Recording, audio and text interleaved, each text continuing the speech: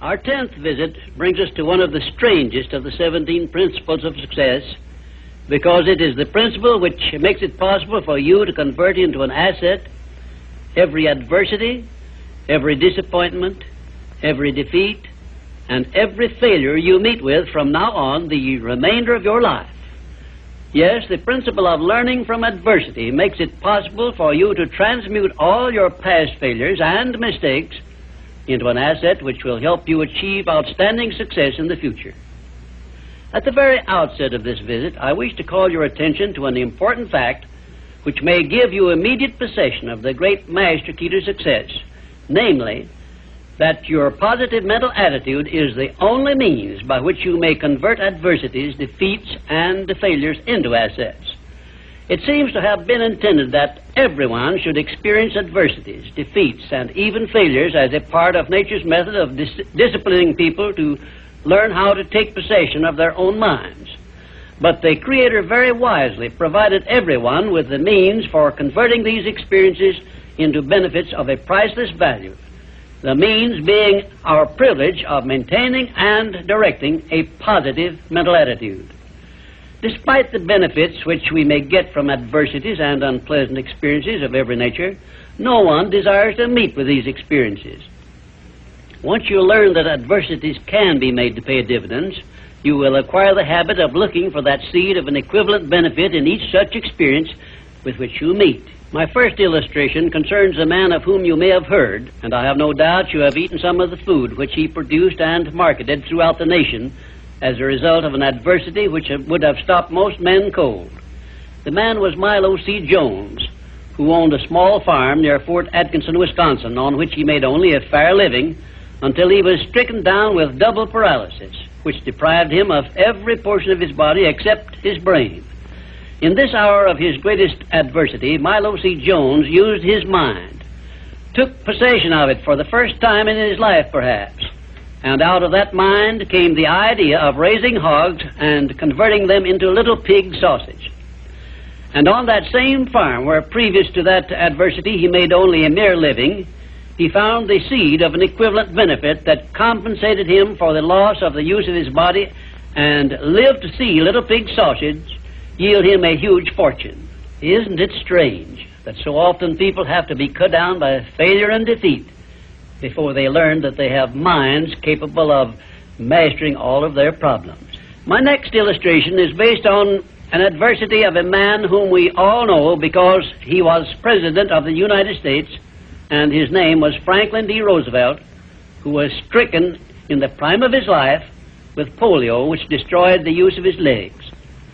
Instead of sitting on a street corner with a tin cup and some lead pencils, as many another might have done under similar circumstances, Franklin D. Roosevelt transmuted his affliction into a buildup of his self-reliance and lifted himself to the highest position available to mankind anywhere on this earth, got that position and held it until he passed on, held it longer than had any previous president. Verily, I tell you with all the enthusiasm at my command, that you may find in your adversities the necessary challenge to inspire you on to success, such as you never would have known without these experiences. Right here, may I remind you of the great importance of following the principle of a positive mental attitude, because this is the principle you will need most in converting unpleasant experiences into assets. My next illustration involves a very intimate personal experience of my own, which began when my mother passed on. I was 8 years of age. I know that the loss of one's mother at any age usually is regarded as an irreparable loss which offers no possible benefits. But even in the loss of loved ones, we may find that there is a seed of an equivalent benefit. I found that seed in one of the most wonderful persons I have ever known when my father brought home my new mother. It was she who inspired me to prepare myself for the opportunity I was to receive later in life when I met Andrew Carnegie and received from him the commission to organize the world's first practical philosophy of personal success. Had it not been for the loss of my mother, I would not now be having this visit with you, and my books would not now be serving to help millions of people throughout the world to find their places in life.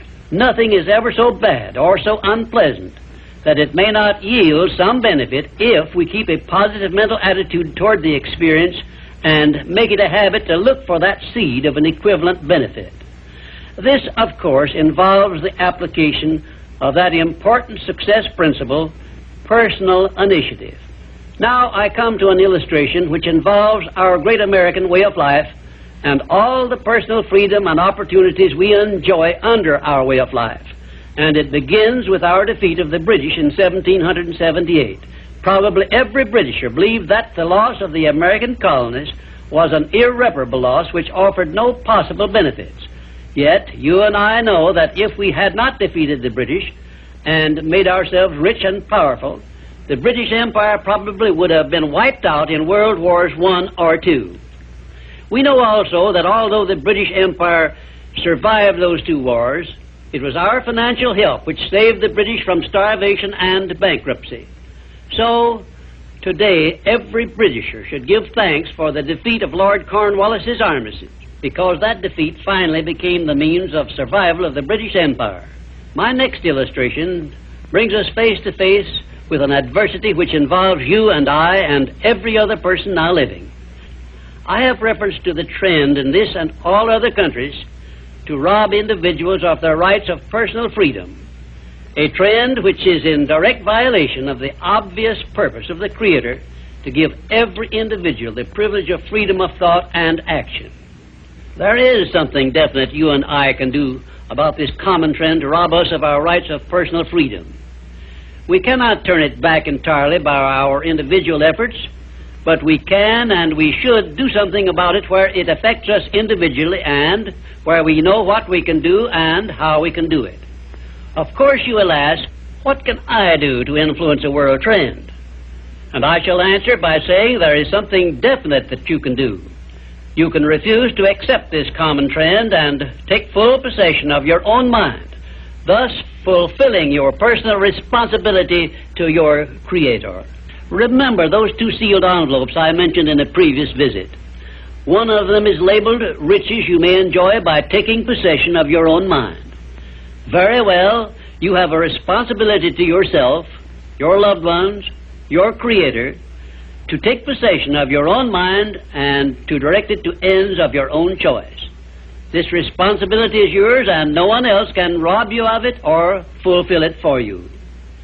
You also have a responsibility to your country, which has given you our great American way of life.